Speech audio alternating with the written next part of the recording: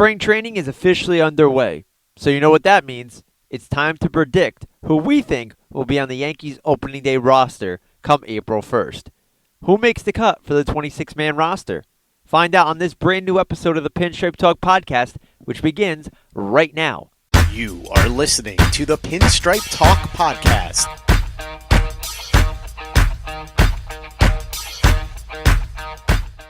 Hello, everybody, and welcome to yet another edition of the Pinstripe Talk podcast, powered to you by Delahanty Media. I'm your host, Nick Delahanty.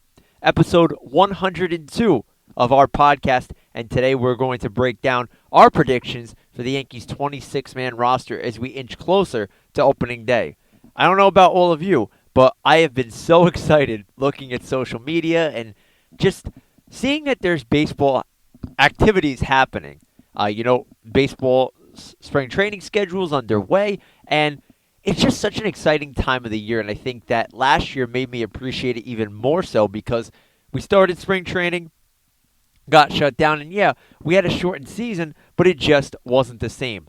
Knowing right now that 162 regular season games are on the New York Yankees schedule, and there's fans going to be in attendance, and we're starting to get somewhat closer to normal, it just really, truly excites me, and I'm sure that I'm not alone. I'm sure that Yankee faithful, I'm sure that Major League Baseball fans from all over the world are excited for this to happen. And today, what we're going to talk about on the show is rather simple. Every year, I like to make my predictions on who I think will be on the team's opening day roster. Some years are a little harder than others, but I think that I have a pretty good grasp of what's going on, and I'm pretty confident in my selections, and there was a little hemming and hawing, and I'm going to go through all those situations with you on this episode. Now, before we get started and kick off the show, reminder, you can find us on all podcasting platforms, Apple Podcasts, Spotify, TuneIn Radio, iHeartRadio, you name it, our show is there available for you. Make sure you're subscribing, rating, reviewing on whatever podcasting platform you choose to listen to our show on. Also, we have a video stream of our podcast. We've been doing audio only. We're trying to get back into the video side of things in the near future. Make sure you follow that at Delahanty Media on YouTube. And as always, find us on social media at Pinstripe Talk ND on Twitter. My personal account at Nick Delahanty. A lot going on my own personal end here. Got some North Carolina basketball. As you know, March Madness is approaching. And obviously Yankees baseball. So you'll see a mix of that. And of course, follow us on Facebook by searching up Pinstripe Talk Podcast, and we're on Instagram by looking up Delahanty Media. For everything regarding our media brand, Delahanty Media, go to www.delahantymedia.com, and you can find everything right on our website. Very convenient. Got a lot of help with the site. We're very proud of it, and we hope that you guys take some time out of your busy schedules to check it out. Now, let's get this show started, and as you could probably tell by listening to my voice, I'm a little giddy and excited about spring training being underway and just having some Yankees baseball to talk about. But we're going to break down our prediction of the team's 26-man roster. And if you watch on the YouTube stream, you'll be able to see an image of it. I'll put it up so everybody can see exactly who we selected for the opening day roster. And now, mind you, there's a couple of things to keep in mind. Number one, 26-man roster. We all got accustomed to 25 from years past. It is a 26-man roster, and then it expands to, I believe, 28 come September when the rosters, quote-unquote, expand. And remember, each team's going to have 5 or 6 taxi players that go on the road in case certain situations do come about. So that's something to keep in mind. Also, and this is a big thing in Yankees land, and you guys all know it, injuries are not factored in here. Okay, so knock on wood, hopefully the Yankees get through spring training unfazed and uninjured and things like that. We already saw Clark Schmidt go down. We'll talk about him in a little bit. But, let's hope that everybody stays healthy. This is based on what the Yankees have right now with no injuries. Knock on wood, hopefully nothing big happens before then. But if all goes well, this is what we think the roster is going to look like. So that's kind of an important little side note that I like to give out because obviously we could record this show and then all of a sudden the Yankees have injury problems because we've seen in the past couple of years that's very likely to happen. It happens all the time with this team. So we're going to hope that everybody stays healthy and that the injury bug stays away from us for a little while and we'll go from there. I figured, let's start on the pitching side of things. And obviously, the smart place to start would be right at the starting rotation. And if you're looking at the rotation, the Yankees have some very solid options to go with. Obviously, there's a lot of question marks considering the fact that Corey Kluber and Jameson Taillon combined for, an inning last year? So there are some uncertainties with them, but if you're looking at this Yankees team, I think that they keep 6 starters on their opening day roster, and I'm going to explain why. Those 6 starters are as follows. Obviously, Garrett Cole, who will get the ball on opening day, April 1st. Then you have Corey Kluber, Taillon, who I mentioned earlier, Jordan Montgomery, Domingo Germán, and Davy Garcia. Now, some may say, why are you keeping Germán and Garcia? You could probably keep another bullpen arm, keep the bullpen fresh, yada, yada, yada. But here's my kind of rebuttal to that. Over the first month of the season, the Yankees have 4 off days. One of those off days happens to fall the day after opening day. So you have April 2nd, April 8th, April 15th, and April 19th. So you're going to see a long stretch of games from April 20th till May 2nd without a day off. Well, May 3rd would be the off day, but you have a stretch of games there where you have no days off. The way I see it playing out is the Yankees will try their best to keep Garrett Cole on his regular schedule. They'll try to keep him going every 5th or 6th day, keep him fresh. Obviously, you're coming off a shortened season, so you don't want anything to happen to your prized ace. But everybody else is such a question mark that I think that the Yankees are going to use 6 starters to mix and match. So maybe the first time throughout the rotation, you don't see a 5th starter because you have that extra off day. Maybe guys like Garcia and Germán get used out of the bullpen. You know, we do have some uncertainty in the rotation. You keep them in the back end of the pen, and those guys can give you 2 to 3 innings at a time and get their work in. I think that the Yankees will keep both on the roster and kind of mix and match that way. And then once you get past that first or second time around the rotation, I think you'll start to see the 5-man rotation, and you'll see them try to throw in some bullpen games here and there. And another way that a guy like Garcia or Germán really factors in is if you decide to have a bullpen game.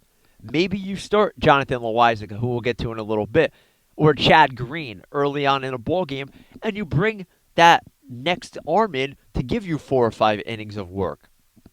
So I think the flexibility is there. I think that they'll both be valuable pieces, and I believe that they'll both be on the opening day roster. And Garcia has earned this spot.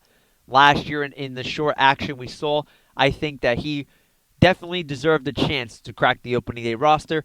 And some would say, you know, Domingo Germán, all the off-the-field issues, why are the Yankees going to keep him in the mix? It's simple. When he's on, he's an effective young pitcher under club control and could give them innings. Yes, they don't agree with what he did off the field, right? They believe that he deserves a second chance, and they're going to see if he can make up for what he did with that second chance. And the worst-case scenario for them is that he can't get back on track, both on the field and off the field. And so be it. But I think that they're very willing to give him another chance. I think that they firmly believe that he's working hard to get that second chance and to be better than he was.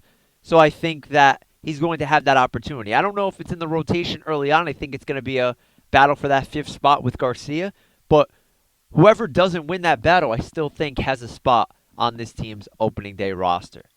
So one of them will be out of the pen. It's likely that they probably both will get some starts at some point because obviously 162 games, not many pitchers are really built up. Teams are going to try to mix and match and keep everybody fresh and, for the most part, healthy. So you're going in, on my prediction, with 6 starting pitchers. Then let's look at the reliever side of things. This is where it was rather easy for me, to be quite honest with you. I took 7 relievers on the opening day roster. Gives the Yankees 13 total pitchers to work with. And those guys, very familiar names. You have Aroldis Chapman, Zach Britton, Darren O'Day, Justin Wilson, Chad Green, Luis Sessa, and Jonathan Loáisiga. Now, obviously, Chapman's your closer, one of the best in the game when he's on. Britton, O'Day, Wilson, and Green look to be your late inning setup guys. Use them in different situations. I'm excited about O'Day, what he brings to the table. I love what Wilson also brings to the table. Another left-handed option in that bullpen. He was really good in his first stint in the Bronx. I'm expecting similar results in his second stint. And then you look at guys who return like Chad Green, who is a lethal weapon in multiple different roles. You have a guy like Luis Cessa who's out of club options, but the Yankees like what he brings. He's not a guy that you're going to throw in there in the 8th and ninth inning and expect him to save 20 to 30 games a year, but he's a guy that could come in and get you 6 or 7 outs in a situation or just eat some innings when your team desperately needs it. And then Jonathan Loáisiga, I think he's like a Swiss Army knife too.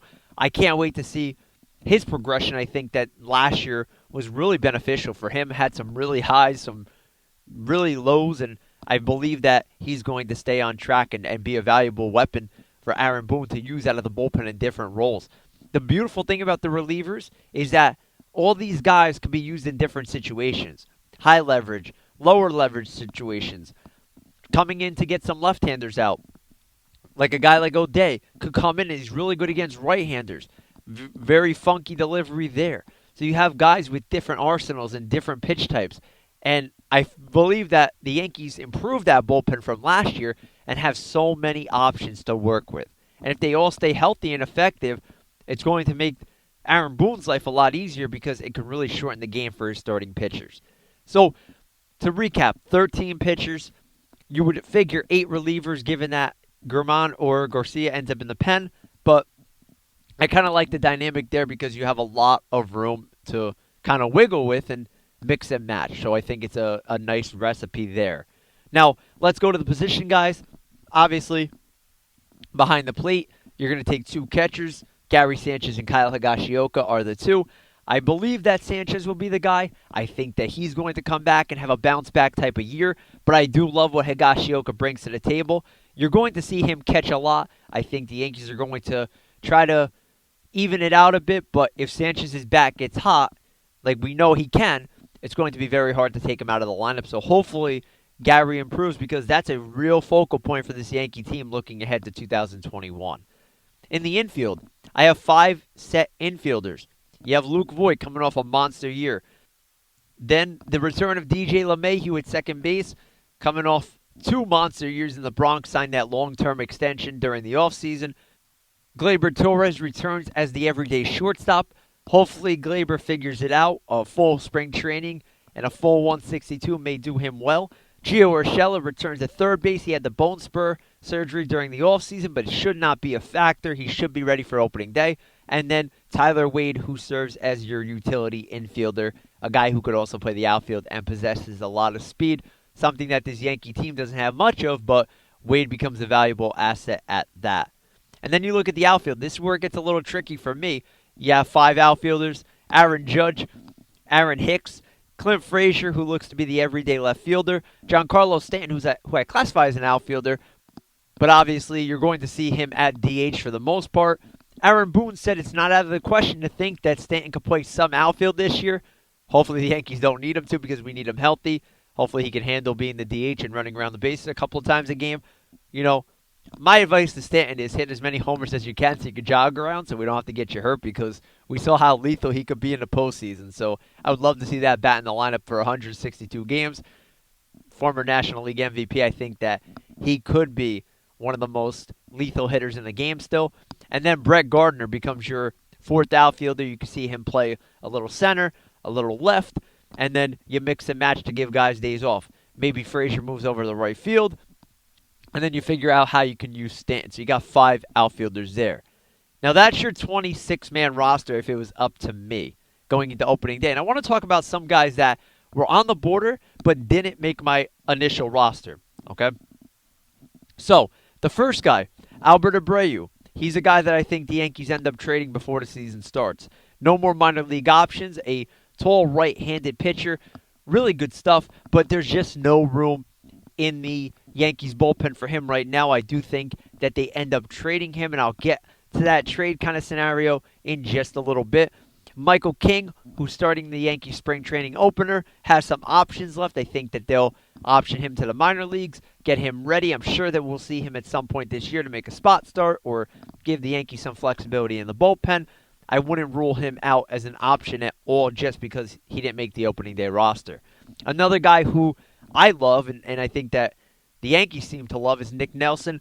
But again, he's another guy with minor league options, so the Yankees can stash him in AAA, let him get some work, and then he's another guy that you're going to bring into the mix and could really be a factor down the stretch or at some point during this season. So Nelson doesn't make my initial roster, but he's a guy that was very much so on the borderline of making it. If I didn't take the 6 starters, it would have been a very tough decision for me to take him, Abreu, or the next guy we're going to talk about, Adam Warren, who's in camp as a non-roster invitee. I love Adam Warren. You know, the guy's been here how many stints? 17 stints already with the Yankees, it seems like. But I just don't see a fit right now. I would love to see the Yankees bring him in on a minor league deal, keep him around, maybe give him an opt-out so he can explore other options, you know, if you don't use him before then. But he's another guy I would like to see them find a way to keep in the minor league system for now because I think all the necessary depth is possible. So those were the kind of snubs on the pitching end of things. You could look at a guy like Chacin or some of the other non-roster invitees that they have in camp, but I feel like the Yankees are going to really take advantage of who they have on the active roster, and then the guys that still have minor league options, they're going to stash away until they need them. And then on the position player side of things, the first name that comes to mind is Miguel Andujar. First and foremost, I think that unless there's an injury, and again, knock on wood on the injury side, there's about a 5% chance Andujar makes the opening day roster. And unfortunately for him, there's just nowhere to play him. There's nowhere for the Yankees to possibly play him right now. Urshela takes up third base. Your outfield's pretty cramped. Your DH situation's jammed up. There's nowhere for Andujar right now. Looking at this kind of spring training, if Andujar gets hot, I could see the Yankees trading him before the season even starts. Or they could be a little concerned about Urshela's bone spur and say, look, we're going to keep him around, see what happens, and then maybe at the deadline use him to acquire something of need. And then while we're on the topic of trades, another guy that I love and I think that Yankees fans have grown to love is Mike Talkman. Another outfielder, and once Gardner re-signed, Talkman's role on this team was in doubt because now the Yankees have 5 outfielders on the roster. Do you really keep 6, especially given that you have other guys in camp that have a little more flexibility and versatility in terms of positions? Talkman's a guy that I think if I was putting a bet on it, which I'm not, I would say there's a 75% chance Talkman gets traded before opening day, and here's why. He's out of options, so the Yankees can't say, look, we'll keep you in AAA. If an injury comes about or somebody struggles, we'll bring you back up. There's no room for that with this team because of the situation with options. And he's an enticing piece. The Yankees still have club control over him. He's only 30 years old, so there's a lot of baseball left in him. It just really bothers me that they have to trade him because they brought back like a guy like Brett Gardner. You know, on a 1-year deal, you really don't know what you're going to get out of Gardner. You don't know how long you're going to get out of Gardner. To give up the flexibility and the club control for Talkman, who's a productive player, you know, it kind of doesn't sit right with me. But I think that the Yankees are kind of strapped right now, and unless they're okay with taking the less versatility on the roster, I just think that Mike Talkman will be playing elsewhere in 2021. Other guys who didn't make my team that, you know, have a chance, Tyro Estrada, a middle infielder, kind of another versatile guy. I still think the Yankees prefer Wade over him. You know, maybe Estrada's a little better of a hitter, but Wade brings more defensive versatility and speed, so I think they're going to stick with Wade. And Estrada has minor league options, so they can still keep him around. And I'm sure with the Yankees' injury history, you'll see a little of Estrada at some point this year. Mike Ford, who is strictly a first baseman, I think that he gets beat out as well. Again, notice the trend here. Guys with minor league options getting that kind of boot to AAA for now. But again, it just shows how much depth the Yankees do have and flexibility and versatility that they have on the position player side of things. So Ford's another guy that I don't see making the opening day roster. And the other one is Estevan Florio. We talked about the Yankees outfield depth. Needs some more seasoning in the minor leagues. Has some options left. It makes a ton of sense. Now, you may be counting at home and saying, this guy can't count. He's got only 25 men on his roster. Yes, if you were following along and realized I only had 25 on the roster, you are correct. the reason why I have 25 on the roster is because my final spot, which I want to talk about, comes down to two players, two non-roster invitees, Derek Dietrich and Jay Bruce. And both guys have their ups and downs. Let's start off with Bruce. Bruce is a guy that we've seen in the past can really hit when he's on. A guy that is mostly an outfielder, has a little bit of experience at first base. The Yankees were about to acquire him a couple of years back in a trade, but it fell through. Ended up going from Cleveland to the New York Mets. So he ended up going to New York, but he just went to the Mets. But he's a guy that comes in on a minor league deal. The Yankees taking a chance to see what he's got left in the tank. I believe he's 34 right now and on a one-year deal. He's a guy that, when I was thinking about this, makes a lot of sense for this team. Veteran bat off the bench and can play a couple of days a week. He's not a guy that is going to need to play 7 days a week, but when he's productive, he's a very quality hitter, and especially at Yankee Stadium, makes a lot of sense. So if you're looking at guys he may have snubbed off the roster, you're looking at Andujar, you're looking at Ford, you're looking at those type of guys, and especially Mike Talkman. Now, Derek Dietrich, a guy that is really intriguing to me. He is a versatile player. He's 31. He'll be 32 in July. Has some experience at first base, second base, third base, and the corner outfield positions. Over the last 2 years, Dietrich, average-wise, has been atrocious.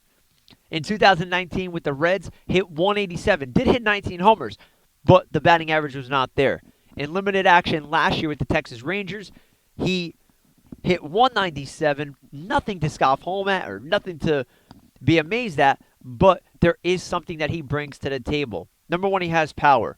A couple of times in his career, exactly 4 times, hit 10 or more home runs. As a left-handed bat in Yankee Stadium, you mean to tell me that he couldn't hit probably 15 to 20 if given regular at-bats on this team? And also, the intriguing part is the extra versatility. Yeah, you have a guy like Wade who can play multiple positions. But if you want to play the mix-and-match game and bring in a left-handed bat to face a good right-hander, having a guy like Dietrich may make more sense than keeping another guy on the bench like an Andujar that is really similar to what you already possess. Strikes out a handful. If you look at the numbers, he had a year where he struck out 140 times in 149 games. But I think that he is a guy that in a limited role on this team could really thrive. Just 2 years prior, hit 265 with 16 homers and 45 RBIs for the Marlins, essentially playing every day. You mean to tell me that this guy who isn't even 32 years old yet can't get back on track? And if you look at the pictures that the Yankees post, this guy is absolutely jacked. It's insane. But he's a guy that I feel would be such a benefit to keep because it continues to give you more versatility that you didn't have right away and last year and in years past. So if you're looking at the bench, if you have a 4-man bench that features Higashioka, Wade, Gardner, and Dietrich, that's a lot of versatility, especially given, like we talked about a lot, the injury bug does hurt this team. So when it came down to it, I know a lot of people lean toward Jay Bruce to have that final spot, but I'm going to go with a wild card here. I'm going to go Derek Dietrich to fill out that 26-man roster because I just think that versatility-wise, he brings so much to the table. Either way, you're getting another left-handed bat. You're getting Bruce. You're getting Dietrich. If they decide to keep Mike Ford, if both those guys struggle in spring training, you know what? You're getting another lefty bat or a Talkman, whichever way. But I think that the defensive versatility makes a lot of sense. And for a guy like him, if he can get back on track, if he could hit 240, 15 homers, driving 50 RBIs, or not even, maybe 45 to 50 RBIs, you'll take that every single day. So with this roster that I put together, I love the versatility and the flexibility in the bullpen. That's one thing that I absolutely love.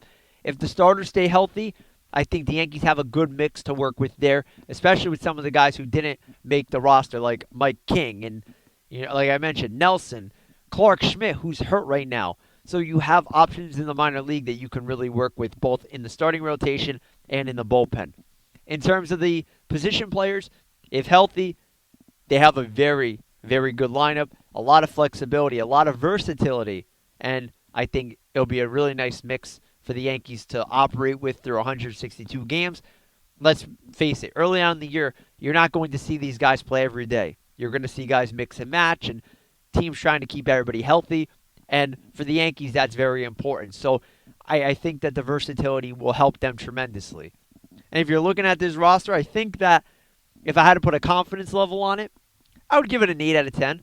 Obviously, like I said before, the injuries scare me, and things could happen in spring training. Somebody could really stand out. The Yankees may want to keep them around, and they look to kind of find them a spot on the roster.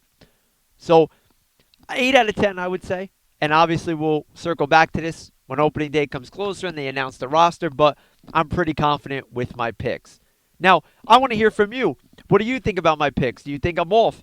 Do you think that there's guys that I missed that deserve a chance at this roster? Let us know. Hit us up on social media at Pinstripe Talk ND on Twitter, at Nick Delahanty, my personal account. I'll link it on there as well. And on Facebook by searching up Pinstripe Talk Podcast. And as always, it's great to talk Yankees baseball, and it's great to have the Bronx Bombers back in action. Even though it's spring training, it's still baseball action. For those of you who are new to our show, we thank you for taking some time to listen to us rant about the Yankees. One thing that I always say on this show is we love talking Yankees baseball, and we love to share it with you. If you're a returning listener, we thank you for your continued support. Remember, on whatever podcasting platform you're listening on, subscribe, rate, and review the show on there. Apple Podcasts and Spotify, the big ones. Please help us out, help the brand out, review the show, subscribe to the show, rate it, whatever you got to do. Help us out, help promote our brand. And as always, as more news and updates come along, we'll be the first to jump on and bring you another show to talk all about it. Until next time, my name is Nick Delahanty, and I am the host of the Pinstripe Talk Podcast, powered to you by Delahanty Media. As always, let's go Yankees. Take care, everyone. We will talk to you very soon.